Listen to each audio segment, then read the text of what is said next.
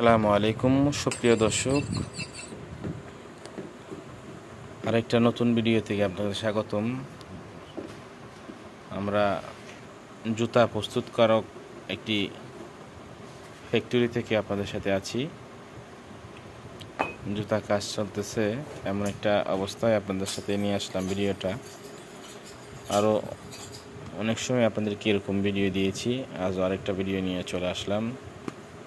ইতিমধ্যে সারা বাংলাদেশে আমাদের সরকার পরিবর্তন হওয়ার ফলে আবার কর্মজীবী মানুষরা কর্মে ফিরে যাচ্ছে।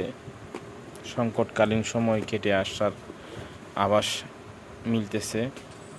দীর্ঘদিন ব্যবসা বাণিজ্য স্থবিরতা থাকার পর আবার সেই ব্যবসা বাণিজ্য প্রাণ ফিরে আসার চেষ্টা করতেছে। প্রত্যেকটা ব্যবসায়ী তার ব্যবসার মধ্যে আবার ব্যবসা পুনরায় জীবিত করা বা সুস্থ করার চেষ্টা চালিয়ে যাচ্ছে।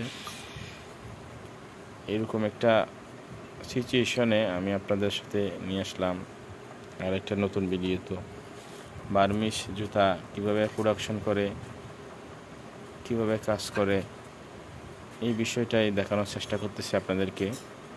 বিভিন্ন অংশের একটি কাজের একটি অংশ আমরা দেখাচ্ছি, যদিও অনেক সময় আমরা দেখে থাকি, দেখাইছি আপনাদেরকে বিভিন্ন জুতার আইটেম। আজকে আপনার সাথে যেটা নিয়ে আসলাম এটা সেই প্লাট, বাসায় পরার জন্য, টাইসে পরার জন্য আরামদায়ক এবং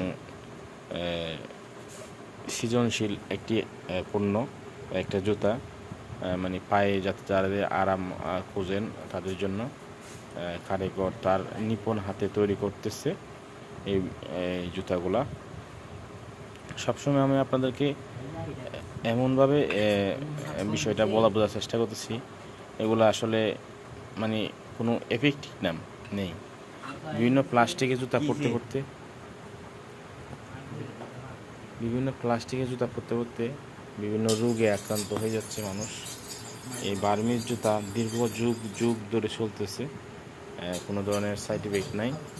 এমন একটি জুতা আমরা আপনাদের সন্ধান দিয়ে দিলাম। যদি কারো জুতাগুলো লাগে অবশ্যই কমেন্ট করে জানালে অবশ্যই আপনাদেরকে আপনাদের স্থানে পৌঁছে দেওয়ার চেষ্টা করব।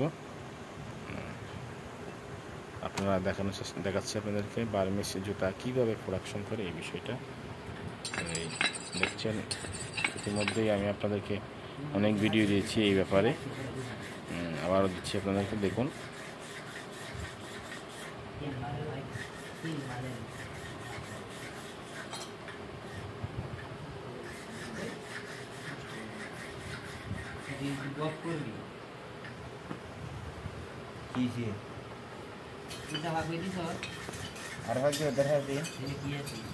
রাফিদের দোকানে দোকানে লেখা হইতে বসে আর বসে নিল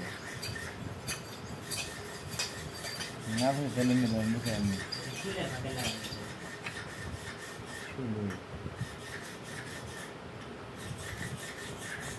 রাফি দোস্ত না রাফি